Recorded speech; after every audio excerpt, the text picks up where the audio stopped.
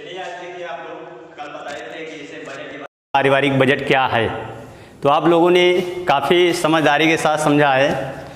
और आज समझना है आप लोगों को पारिवारिक बजट के प्रकार, कि पारिवारिक बजट के कितने प्रकार होते हैं और परिवार के सदस्यों, चाहे ले लिया जाए गृहिणी चाहे अन्य स्त्री जो होती है, परिवार के किसी भी सदस्य के माध्यम से जो पारिवारिक बजट बनाया जाता है, तो उसमें विभिन्न प्रकार की बातों को ध्यान में रखा जाता है कि हमें किस प्रकार से बजट बनाना है और किस प्रकार से बजट को प्रस्तुत करना है।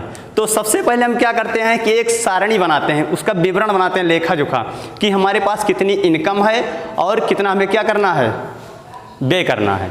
आय हमारी कितनी है और हमें कितना क्या करना है, व्यय करना है। तो कल इसके बारे में चर्चा हुई थी।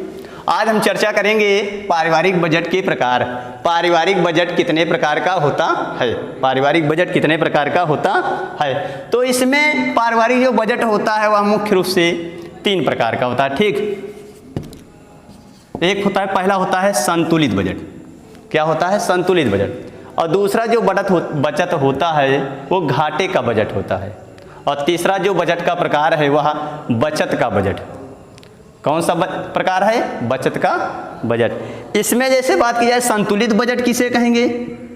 संतुलित बजट, संतुलित का मतलब होता है कि ना ही जो बजट है यहाँ आय से ज़्यादा होना चाहिए और ना ही कम होना चाहिए, ना ही ज़्यादा हो ना ही क्या हो, कम हो। तो वह बजट जिसमें जितनी पारिवारिक आय होती है, बजट का वह प्रकार जिसमें पारिवारिक आय जितनी होती है उतना क्या किया जाता है, परिवार के सदस्यों के माध्यम से व्यय किया जाता है, उसे संतुलित बजट कहते हैं। क्या कहते हैं? उसे संतुलित बजट कहते हैं।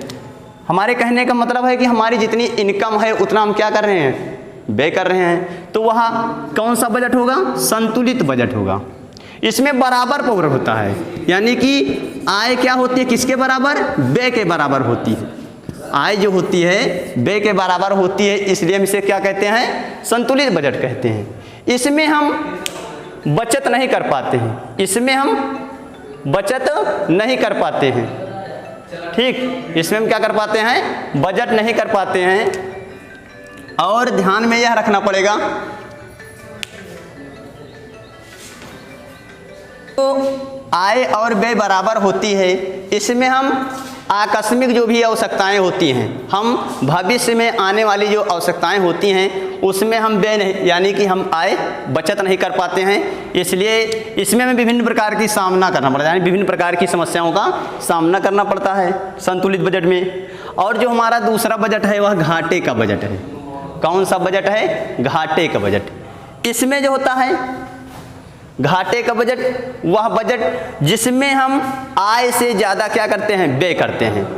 पारिवारिक सदस्यों के माध्यम से आय से ज़्यादा क्या करते हैं, हम व्यय करते हैं। आय से ज़्यादा क्या करते हैं, व्यय करते हैं। तो इसमें जो बात की जा रही है घाटे का बजट जो है, ये वाला पार्ट, दूसरा घाटे का बजट, इसमें जो है हम आय मान कर चलिए 20 रुपये है। आय कितनी है हमारी? 20 रुपये।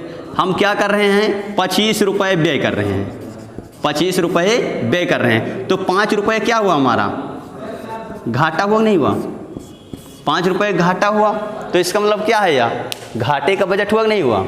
जिसमें हम आय से ज़्यादा क्या करते हैं, व्यय करते हैं, उस बजट को हम क्या कहते हैं? घाटे का बजट कहते हैं। अर्थात इसके कहने का मतलब यह है कि पारिवारिक सदस्यों के माध्यम से ऋण ले लिया जाता है। पारिवारिक सदस्यों के माध्यम से क्या ले लिया जाता है? ऋण ले लिया जाता है, और जिसकी पूर्ति हम नहीं कर पाते और उसकी कीमत भी नहीं चुका पाते हैं, तो वह कौन सा बजट होगा? घाटे का बजट।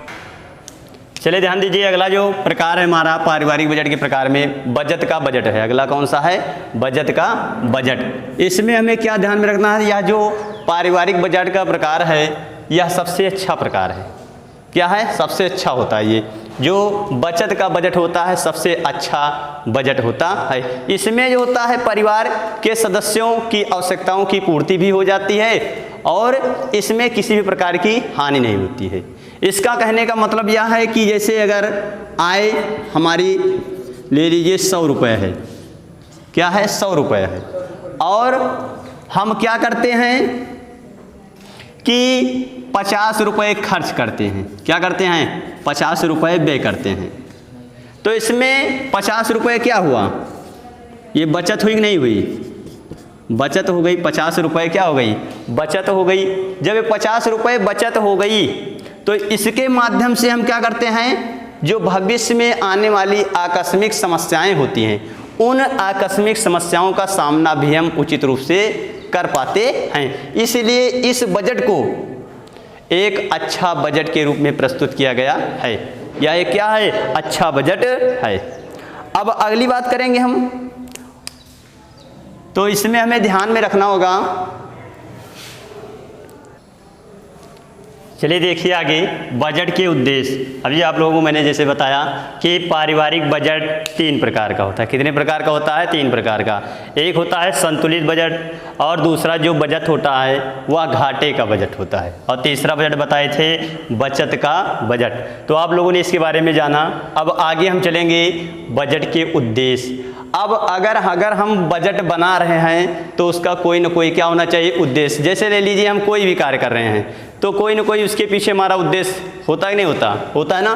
तो वैसे बजट हम बना रहे हैं तो उसके पीछे हमारा कोई ना कोई उद्देश्य होना चाहिए। तो इसमें जो बजट के उद्देश्य हैं, तो पहला पॉइंट है आप लोगों का परिवार के सदस्य की आवश्यकताओं का ज्ञान व उनकी पूर्ति का विवरण। परिवार के सदस्य जो होते हैं उनकी कुछ अपनी आवश्यकताएं होती हैं, मूलभूत क्या होती हैं? आवश्यकताएं होती हैं। उनके बारे में पूर्ण रूप से क्या करना? हमें जानकारी प्राप्त करना, और जानकारी प्राप्त करने के पश्चात किस व्यक्ति को किस वस्तु की आवश्यकता है तो इसका ध्यान रखेंगे, और ध्यान रखने के बाद में उसका पूरा विवरण बनाएंगे। फिर क्या करेंगे? बजट प्रस्तुत करेंगे। और उसके बाद जो दूसरा उद्देश्य है वह है आय व्यय को नियंत्रित करके समुचित बचत का क्या करना? प्रयास करना। हम आय और व्यय को ध्यान में रखेंगे, और ध्यान में रख करके हम क्या करेंगे? बजट बनाएंगे। ये जरूरी नहीं है कि हमारी आय क्या है? ज़्यादा है, और सबसे कम क्या करें? हम व्यय करें। तो ये बजट नहीं हुआ। बजट का मतलब होता है कि हमारी आवश्यकताओं की पूर्ति भी हो जाए और हमें कोई हानि ना पहुँचे। ठीक। अगला क्या है? तीसरा प्रकार, परिवार में अनावश्यक होने वाले व्यय पर नियंत्रण। परिवार में देखते हैं कि विभिन्न प्रकार की जो आवश्यकताएं होती हैं लोगों की, वे हद से ज़्यादा यानी कि आवश्यकताएं होती हैं। तो परिवार में जो अनावश्यक होने वाले व्यय होते हैं उन पर क्या करेंगे? हम पूर्ण रूप से नियंत्रण रखेंगे कि ज़्यादा से ज़्यादा मात्रा में हम व्यय ना करें, उचित रूप से हम व्यय करें। जितनी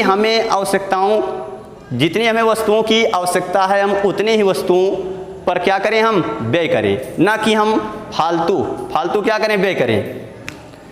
अगला पॉइंट हमारा है परिवार की यथार्थ आर्थिक स्थिति का ज्ञान करना। परिवार की यथार्थ आर्थिक स्थिति का ज्ञान करना। ठीक। जो परिवार की यथार्थ आर्थिक स्थिति होती है उसको हम ज्ञान करने के पश्चात हम क्या करते हैं? बजट बनाते हैं। क्या करते हैं? बजट बनाते हैं। तो आप लोग इसको ध्यान से पढ़िए और समझिए। ठीक।